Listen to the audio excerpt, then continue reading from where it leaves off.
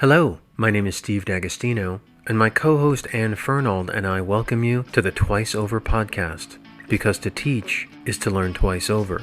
In Season 2, we're hoping to identify some promising practices. Now that we're on the cusp of post-COVID teaching and learning, it may be time to think about, what have we learned?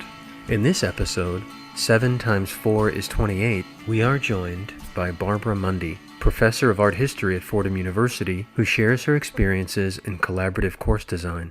When I arrived at Fordham over 20 years ago, we were teaching an intro survey of art history. It's Pyramids to Picasso kind of survey. It was largely the Western tradition because that was what was available at that moment. Everyone had a section of 35 or 36 students. And because we brought in a lot of adjuncts to teach it, it became a course where we had very, very loose understandings of what would be done in the course, but there was no shared syllabus. The only real expectations was that students would kind of come out with some set of art historical tools, like being able to look at a work of art and write a formal analysis. That is really crucial because all of us who teach in that art history survey have a fundamental belief that one needs an encounter with a work of art to actually do art history. You can go to departments where that's not actually the modus operandi, but it is with us. We're very kind of object-centered. And so that was the seed that I think enabled us when we tried to confront the huge challenge of the pandemic, rethinking the curriculum, moving to these hybrid classes. That was one of the seeds or one of the connecting tissues that kind of allowed us a point of unification. And I think when you're doing something, when you're trying, again, to kind of to rope everybody in, you need to really stress those real points of common agreement. Can you say a little bit more about what you mean by an encounter with a work of art? Our mode of studying artworks is to take an individual piece and really unpack it. And you unpack it visually, iconographically, before you move into context or cultural history, which is kind of the way you encounter a work of art in a museum. I mean, you first have to start by seeing it. Our mode of approaching the discipline is very much informed by literally that act of looking. Who did you gather together to talk about creating resources to share and just really give us like the nuts and bolts of how you created this shared, is it a shared syllabus, a shared library of materials? I don't even know what it is. Well, Steve can tell you it is a Blackboard site. I mean, it's a collaboratively designed course where, Barbara, how many of your colleagues worked on the course together? Curating content and creating assignments? How many? I got in touch with all the full-time faculty who would be teaching this course in the fall. So for all of us, there was a huge element of self-interest at work. I also was able to tap into the expertise of our 2 junior faculty who would not be teaching in the fall. And that was made possible by a Dean's Challenge grant, which gave them a stipend over the summer to contribute to this course.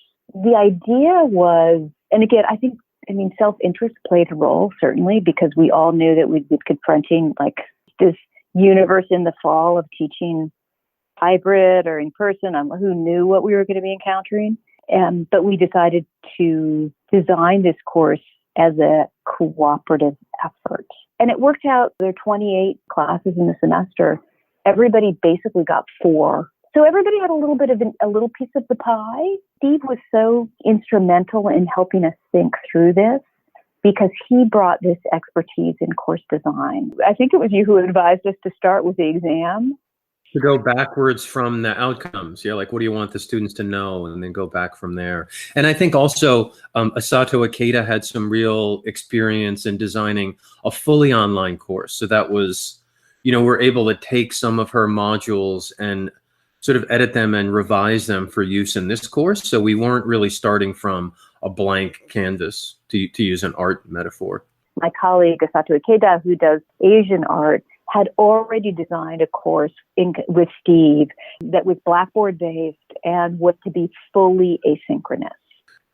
When you sat down, Barbara, with your colleagues and said, okay, we're going to use the principles of backwards design. We're going to start from the final exam and we're going to think about what we want students to have learned. What are our objectives? Where do we want them to be at the end of the class? How did those conversations go? Sometimes those conversations are real turf wars, right? Where someone says, well, clearly the centerpiece of this is, the 20 days we're going to be spending on my area of specialization, right? And so how did you navigate those conversations? I'm blessed because I'm in a very collegial department. We agree to agree. There weren't any turf wars, and by establishing that everybody would just get 4 classes, and the course as we designed it, we wanted to integrate more. Well, to go back a little bit, the way that the art history survey had been taught, again, starting 20, 25 years ago, was really as a Western survey. And as more faculty were hired, myself included, and Asato Ikeda, who's a specialist in Asian art, we decided that we would actually unpack the survey and divide it into kind of 3 sections. So not 3 sections, but 3 classes. So one could take the, Intro to Art History, the Americas, Intro to Art History, the Asias, or Intro to Art History, Europe. When we sat down to design this course, it was also an opportunity to make the course as global in its outlook as the faculty was in theirs. And so that was an additional area of buy-in. I think people were excited that we could be offering a course that was global. I have colleagues who have very broad interests. So for us, it's kind of cool to learn about Buddhist art so we could teach it at an introductory level. And we're not experts in Buddhist art, but we can bring it into our classes. So, and because you have your colleagues' materials, you feel like you've got the support. You're not hanging out on a limb wondering if you're saying it exactly right, because your colleague who's the specialist has given you some material to build on in addition to what you're able to do as yourself. Like, that would give me a ton of confidence as a teacher. Yes. Yeah. Based on the course that Asato had designed with Steve, we based the idea on a flipped classroom model. So the Blackboard site for every class contains videos. There's always one video that we recorded on the material. It's usually short. It could be like 10 or 15 minutes. We curated other material. Sometimes we made additional focus videos. And that was essentially filed in the class for the day. So we had all the material prepared by the end of the summer to teach the course. And the idea was that when we went into the classroom, we could really spend the time discussing ideas that had come up as the students had prepared for that class.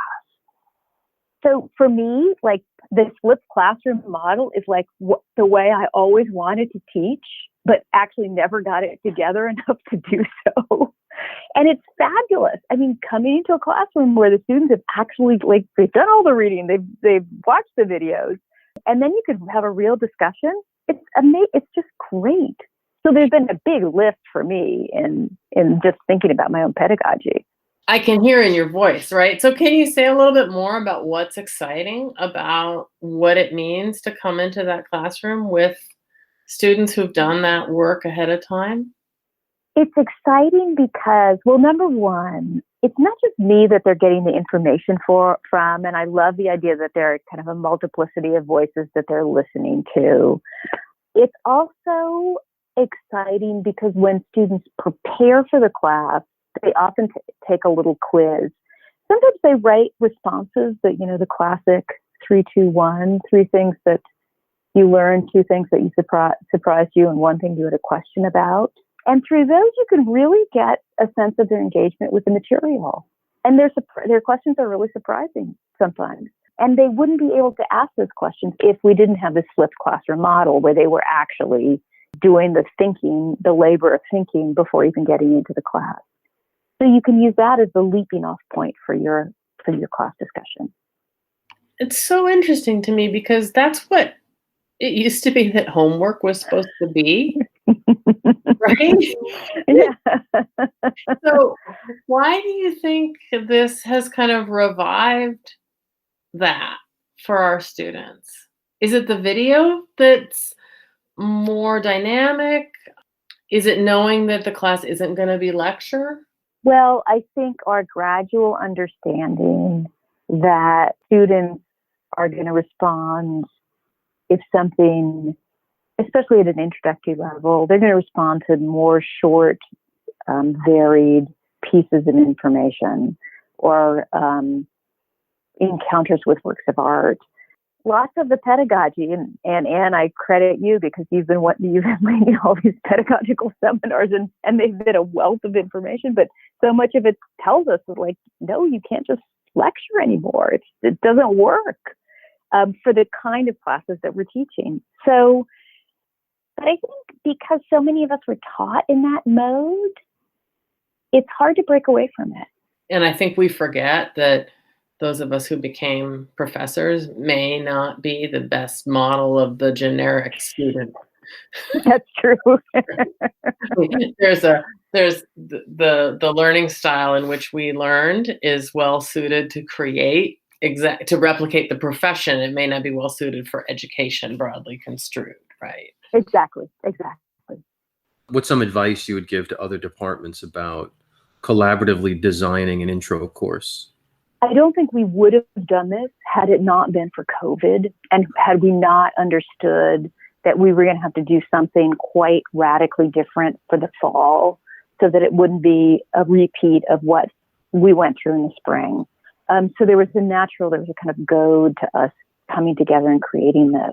Without that, it would be hard to envision people putting in the kind of energy that they did over the summer to get this course up and running. One of the things I think that really worked for us was deciding, after we decide what the exam questions would be and what the kind of themes we'd like to treat that would lead up to students being able to answer the exam question, that everybody had a very specific mandate. Everyone had 4 classes to design. We agreed that there would be only a certain amount of material that the students would be expected to prepare beforehand. Every class had pretty much the same elements. There were some videos, there's some readings, there's either a quiz or a reflection in it. So having a very standardized template, if you like, and then having everybody have 4 little pieces of the pie made it somewhat easier because we could, I won't say postpone, but we could, well, maybe postpone is the right word. Maybe we could postpone the discussions, the discussions about, should the Western canon get more play? They were in some ways obviated by the very way we were thinking about the course. And I'm not saying that those discussions aren't important, but I could envision them really thinking a project like this before you even got it off the ground. Mm. Right. Because you have a certain amount of staff, and then you can look at that and say, boy, we really are lacking a specialist in this area. We would love to be able to offer 2 lectures in this area. So then that becomes a conversation about strategies around hiring decisions, right? Mm-hmm. But this is so, by being so practical, right? We have 28 classes. We've got 7 people. 28 divided by 7 is 4. Go, I know. There's something very clarifying about that pragmatism, right?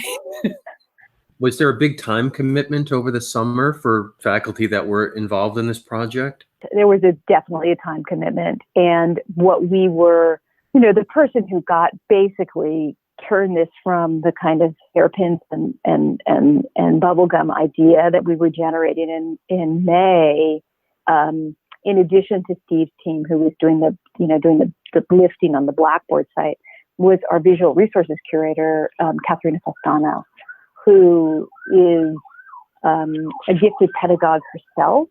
And she and a student intern spent all of July, basically putting together the videos that we had recorded. So the quality of the material on the site is really very professional looking. And I think that was a real boost to everybody to feel like they were participating in the class.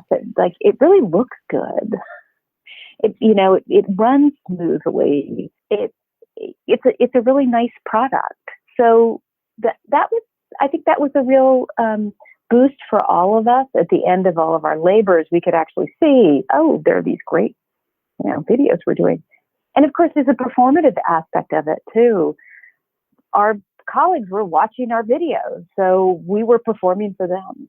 What's been the reaction of the people who teach the course who were not involved in the creation of it? So how have they responded to having this material handed to them? That was one thing I felt very, very strongly about going into this. And in some ways, that was also an incentive for the full-time faculty, in that we would be creating something, a course that would lighten the lift for our very valued contingent faculty, right, many of whom have taught with us, who've taught alongside of us for many years. And one of whom was one of our students. She was an undergraduate with us. So I think that was also, people had a real sense that this would help their labor, would really help the contingent faculty as they, again, also navigated this semester. And, so we've worked a lot with the contingent faculty. We're all now faculty of this course, but I think everybody was really grateful that they could just walk into this course in August and it was pretty much done for them. They can tweak it as they like. This big body of material had already been pulled together and curated. I think they were glad not to have to do that, to design a whole course in a matter of a week and then teach it under these conditions. One of the questions I have for you has to do with the shift from 3 continent-based versions of art history to a unified, more global version of art history. I'm wondering about that in the context of other conversations in the academy about anti-racist pedagogy, about decolonizing the syllabus, and how did that play into the way that you thought about the material you were gathering together for this class? So thinking about those as ultimate goals of the course was always part of our conversation. And we were able, because we have expertise now in the department on the Indigenous Americas with me, Sato brings a great wealth of expertise on Asian art, particularly Japanese art. We have a new hire who's named Caitlin Beach, who, although she works in the 18th century on the Black Atlantic, and she developed a class for us on African diasporic art of the 16th and 17th century. That's something she knows and she studied, as well as doing a course on the Black Atlantic, for a class on the Black Atlantic. So we were able to leverage the expertise we already had in the room. We have identified that, in fact, there's a lot of stuff that we would really like to do. It's not integrated into the syllabus yet, but I think we're all really conscious of those horizon markers for us. And of course, these are really ongoing discussions. I mean, what does a decolonizing pedagogy look like? I mean, we still haven't figured that one out. So, but it's something I'm very conscious about. I write about, and so that's very much a live discussion for me in my own scholarship.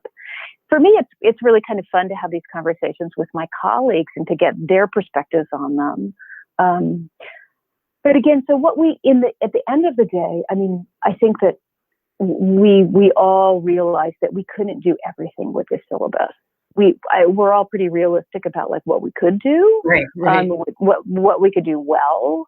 So we really pulled on our own expertise, and then we left placeholders for for things that we'd really like to achieve. And one of those would be a much greater integration of a discussion about race and the way that race has shaped art history.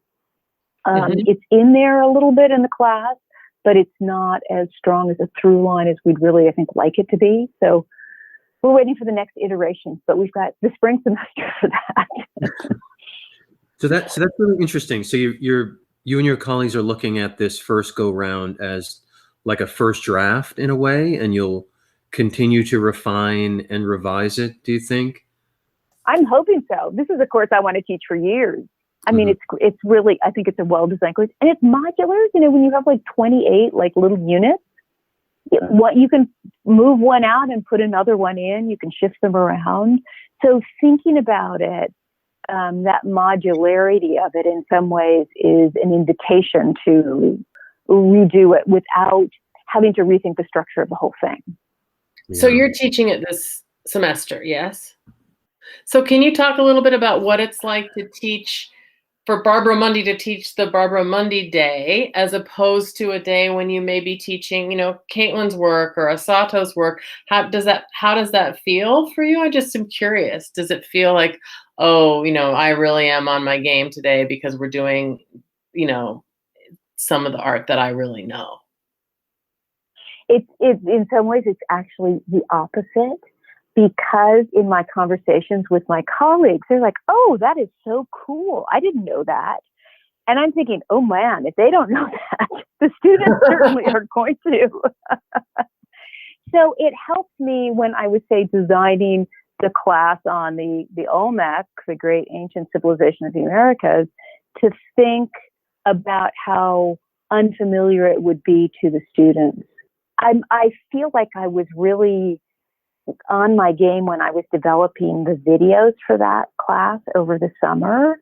That was really it was creative work for me. It was fun to think about, how am I going to present this, you know, this object in 5 minutes. So there was a real payoff for that during all that work during the summer. But it was really talking through the material and with an acknowledgement that my colleagues were going to have to teach this material that was unfamiliar to them, that made me try to do a better job of taking stock of how unfamiliar this is. My wonderful colleague, Richard Teverson, who's a classicist, he did a video on the painter named Ezekias did, which is just, you know, it's standard fodder for the art history introduction. It's something you almost always teach. His video was so revelatory about that work of art. I was like, I've never really understood this thing until I watched his video. So there are these moments where you're like, oh my God, it's just great. And then of course, Asato's doing, you know, she did a video on the stupa, the great stupa. And I had never studied that before. And it was so eerily resonant in terms of the ways that sacred architecture works across the world. So they're really wonderful moments where you're like, oh, I can see all the pieces fitting together in a very new way. One of the things that the flipped model is allowing me to do is that it frees me up in the classroom so that, you know, I don't have to worry about telling them the date of the Great Stupa, because they've prepared all of that before and they thought about it, and they've usually taken some kind of quiz before they've gotten into class. So we can actually then start talking about like these big connections between, say, sacred architecture among the Olmec and sacred architecture in a Buddhist context in India. And I think that's really exciting to students, because you want to emerge with some kind of framework from an education. Yes. It's a feeling like you don't have all the pieces together, but you have some larger idea where to put the pieces once you learn them or you master them. And you can realize that framework's wrong, or that you want to, you know, look at it from another way. But it really helps to start with a framework. So in the class, it's fun because we can just talk about, you know, the connections between all of this. And I feel like the immense preparation that my colleagues did in developing these classes and then developing, you know, assessments for every day's class really does free me up in the classroom. And I hope for the rest of them as well. Do you see this changing the way you think about your electives? Yes, I mean, I've already in the wake of this class, I totally redesigned the upper level class I was teaching on Art of the Ancient Americas with the same model of the flipped classroom, and where the Blackboard site has a folder for every day, and there's videos and there's readings and there's a quiz for every single day that the students do before they actually get into class. So I use that model of like a highly designed course for my upper level. And I also instituted labor-based grading in that class too, which again, where the students are, you develop elaborate rubrics for the work that students are doing. And I like that labor-based grading a lot because in some ways students can kind of choose their own path in terms of how well they want to do in the class. So yes, it really had an impact on the way I designed my upper level class. I will say though that all of this is just a lot. It's a lot of labor. It takes a lot of work to do these and to do them well. And everybody, things that are worth doing are usually take some time to do them. So, but these do have taken all of us a lot of time. What does art do for us in times like this? Like, why is it useful? What we attempt to do with this course, and I think what I'm really enjoying doing in the class, is through works of art of the past, you can actually get some kind of understanding of how human beings of the past interacted with the world and the kind of sense they made of their world.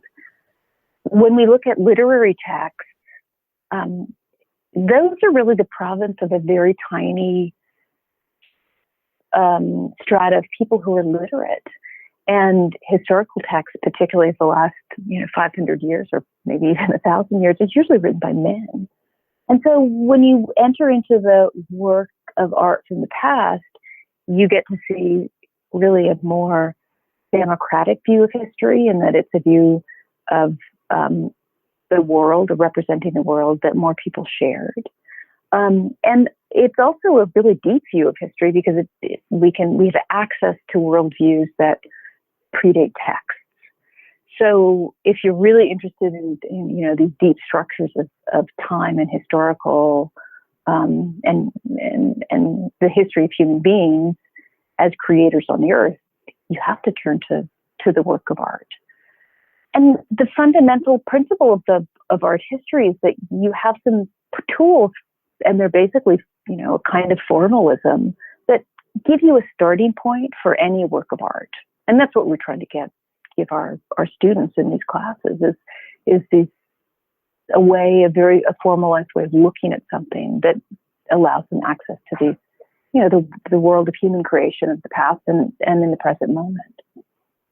It's just one of the wonderful parts of my job to get to be part of a project like this, and to just talk with someone like you about your work and your teaching and your discipline. I think part of the project of our little podcast is to stay connected to that feeling and that kind of vision, because we all are so kind of isolated in a way. And that was really one of the things I realized when we were designing and creating this class over the summer was that people were hungry for the connection. I mean, we were all, cooped up in our apartments or homes, and it was nice to get on Zoom every 2 weeks and see how we were doing. And it also gave us a chance to share, talking about the things we really love, these works of art, our favorite works of art, with our colleagues. And you don't often get a chance to do that. So it was really nice to have a moment to kind of step back and think about what you wanted to bring to the table, and then have a chance to talk about it with other people. So that was good. And I think people were really hungry for that connection. I mean, I was just amazed at the alacrity that people would be available for meetings, which That's normally great. isn't the case during the summer. Well, no, but normally when you're having a meeting, it's about like, how do we redesign the form that's going to allow us to apply for tenure? And this is, Mhm. how are we going to talk about a work of art that really matters to me? So you really found a way to create community in your department around the thing that drew you to the field. Yeah, yeah. And it's I have to say, I love designing courses. Sometimes I love designing them more than I love teaching them. But it's a very creative. It's totally creative, and you don't. There's a lot of blue there where you can imagine you're like the perfect course, the perfect encounter with this object, and then you try to make it happen. So I think I've always found course development, course design a super creative activity. And, it was nice to see what other people were coming up with too, at the same moment that you were in the process of, creating materials about your own area of specialty. So one of the things we always like to ask people is to talk about a teacher that's been important. And I'm wondering if you have a teacher in your past that you think about, or someone that emerged to you maybe anew as you were doing this pretty intensive collaborative course design. Well, it would have to be my Miss Appleby, my high school AP Chem teacher, who Of course, it would have to be your AP Chem teacher. That's exactly. That's what I am. Like, I think she taught me like regular chem too, but then she was also my AP Chem teacher. And for her, she was this kind of gaunt, white-haired, very tall woman. Kind of, she looked like an athletic 75-year-old, as I recall her. And for her, chemistry was always so exciting, and it was great to go into her classroom because she just exuded an enthusiasm about chemistry and its connection to the real world. So she was always making those connections about, the material that we were learning and how the phenomena that we would study then manifest in the real world. But it was mostly just her excitement about the field. And that's always been very compelling to me, to be into a classroom and have somebody there who is just super, super exciting. And of course, Miss Appleby had been doing it for probably 50 years by the time she taught me, but she still maintained that amazing enthusiasm. I'm wondering if you have a museum experience that had a real effect on you in terms of becoming an art historian. It's funny. I'm still encountering works of art that will just absolutely floor me. And one of the reasons I was so excited, for instance, to do my little section, my class on the Olmec, is that I had just been in the previous August to Mexico, and I went to visit a friend who happens to live near one of the great museums of Olmec art. And I'd never seen a lot of these Olmec colossal heads before, but I was able to on that visit to Mexico. And I was absolutely stunned by them, totally floored. And so that I still get excited and I still learn new things about these encounters with the work of art. It's funny when we think about designing a course, it's just there are three people, right? The disciplinary expert, the media specialist, right? And the technologist. Those are basically the team. There's some part of it that has to do with not just the expertise, but like your passion and excitement around what it is you're doing, and finding ways that the technology can help you, communicate that to the students, right? That sort of the immediacy of it and the power of what you're trying to get across. You keep using that word encounters, which I think is really, really interesting in terms of thinking about an online course as like creating a series of encounters with the content, with each other, fascinating. Yeah. And so the design of this course is, we have these 25 28 classes, but we designed it so that there would be a synchronous component. So we all go, we either are in the classroom with the students or we're on Zoom with the students. So it's really, it's nice because we really do get to have real encounters with students as part of the course. I'm actually seeing now that the course, I really thought about the course as being designed for the students, so they'd be, interested in art history. But at the end of the day, I've come to realize that the course is also for the people who are now teaching it. It gives us a sense of kind of connection and shared purpose. We have undergraduates who are, as we call them, our undergraduate teaching assistants, who come and help us sometimes with Zoom breakout sessions. Sometimes they run sections for the students to teach them skills. And the course is for them because now they're part of our community. So I never saw that very clearly when we were designing the course, how important it would be to create connections between and among ourselves, in addition to what it was doing for the students.